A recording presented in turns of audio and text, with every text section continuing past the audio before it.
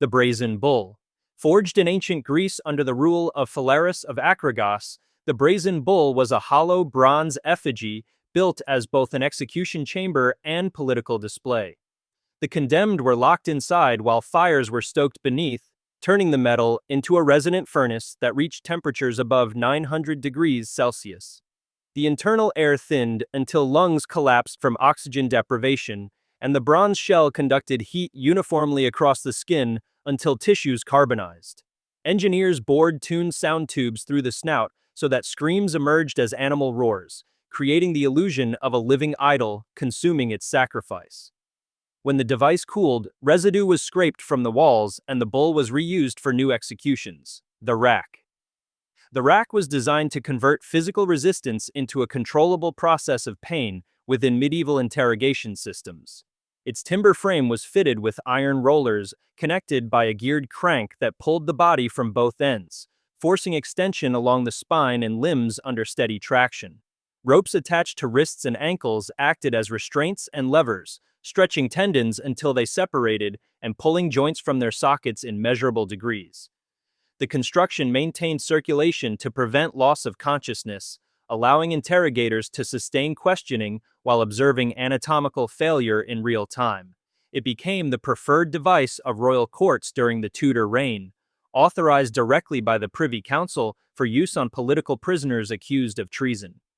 Surviving reports describe victims with permanently dislocated shoulders and elongated limbs who continued to breathe and speak, their motor control lost but awareness fully intact. The pendulum. The pendulum combined surgical accuracy with psychological exhaustion. A crescent blade weighing over 40 kilograms was suspended from a fixed pivot, its swing controlled by a release gear that lowered the arc by fractions of a centimeter after each pass.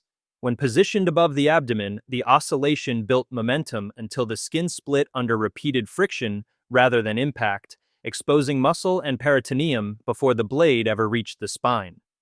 Observers recorded blood loss so gradual that victims often remained conscious for more than half an hour, their pulse synchronizing with the pendulum's movement until cardiac arrest followed rhythmic delay. The precision of the mechanism turned time into an instrument of torture, proving that death could be engineered to arrive in perfect intervals. The Iron Maiden. The Iron Maiden operated as a containment chamber designed to weaponize enclosure and puncture simultaneously. Constructed from forged steel plates hinged to form a vertical sarcophagus, it enclosed the victim in an upright position against a fixed interior lined with tapered metal spikes. The spacing was deliberate. Each spike penetrated soft tissue between major organs to induce bleeding without immediate death. When the doors closed, the chest cavity compressed gradually, forcing exhaled air through the puncture sites and accelerating suffocation. Excavations of later reproductions revealed that many were constructed from repurposed execution coffers, suggesting that the design evolved from practical disposal rather than myth. The breaking wheel.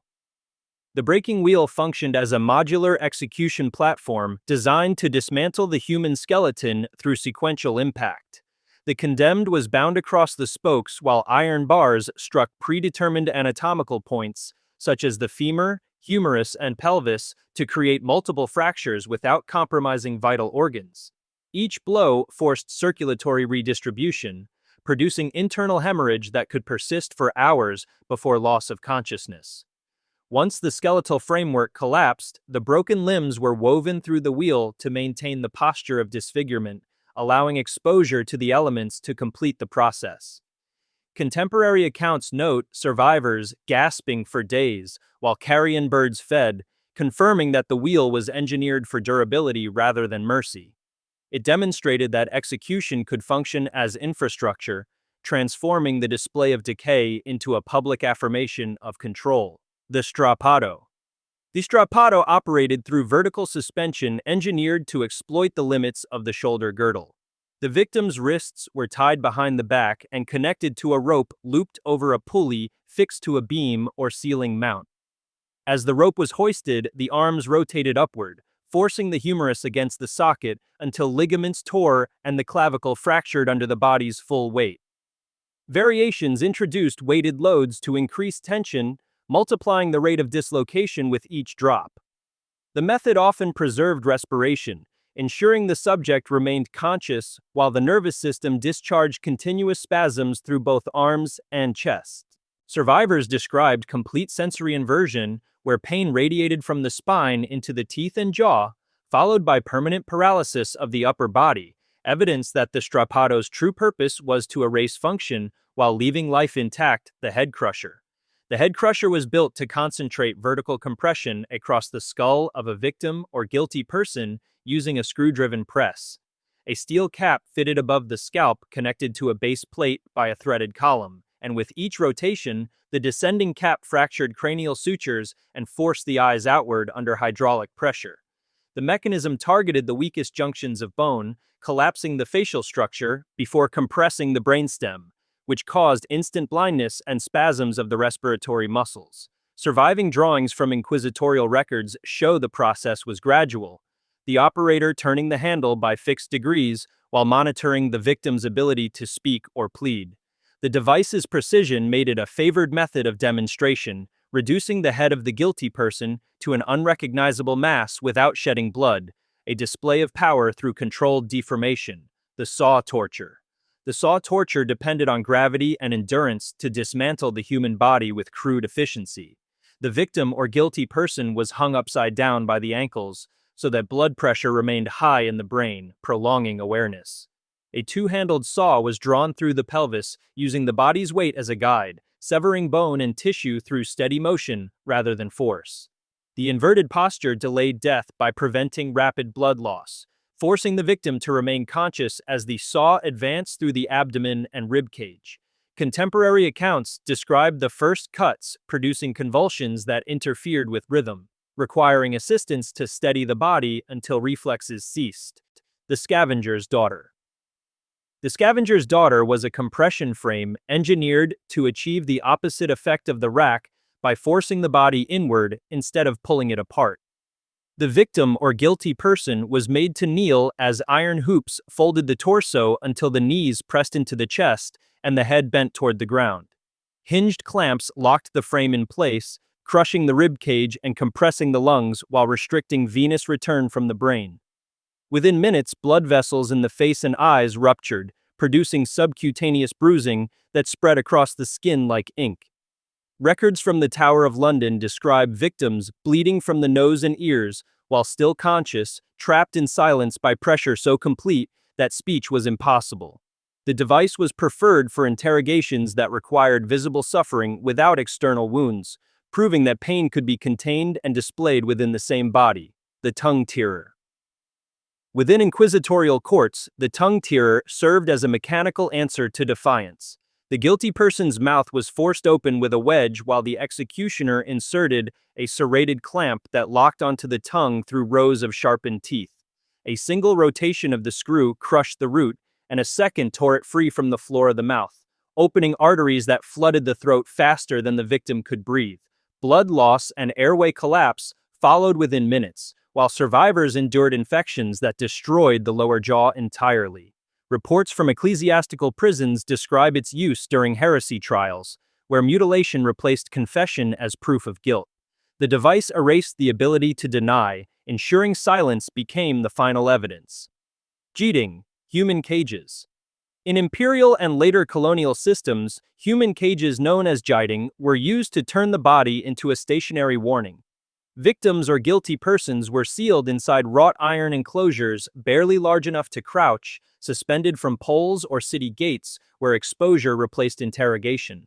The confined posture prevented circulation, and within hours the skin hardened with edema while breathing slowed under the weight of constricted joints.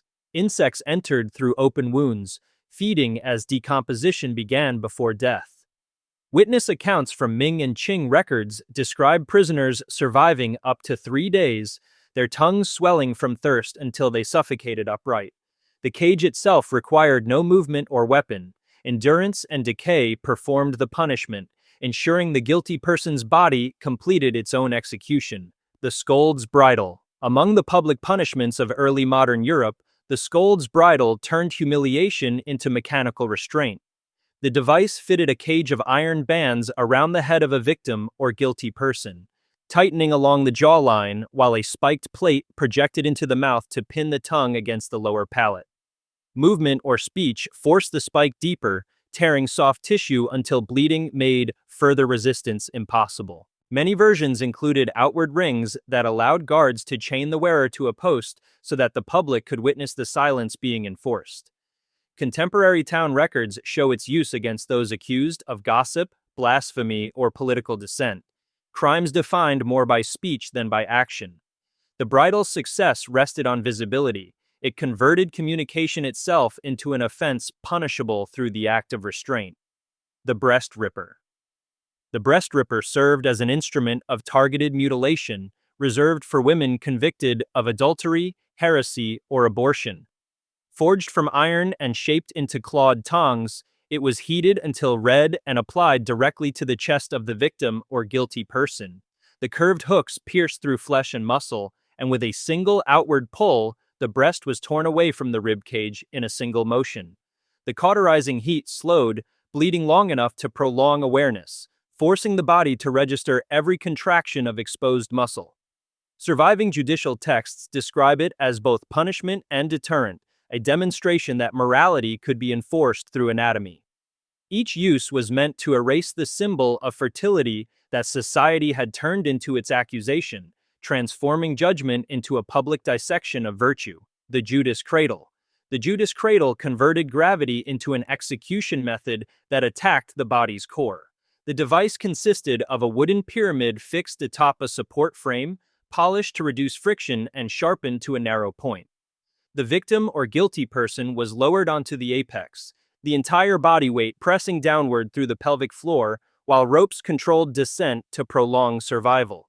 Internal tearing spread through the abdomen and perineum, releasing fluids that caused rapid infection long before death.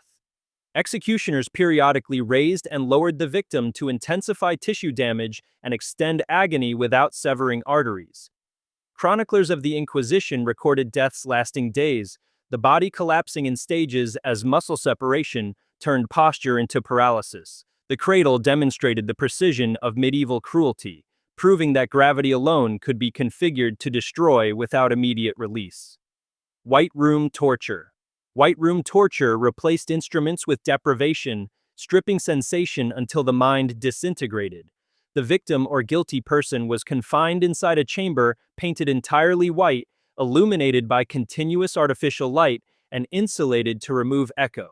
Every surface, object, and garment shared the same color temperature, erasing depth and shadow so the eyes lost their ability to focus.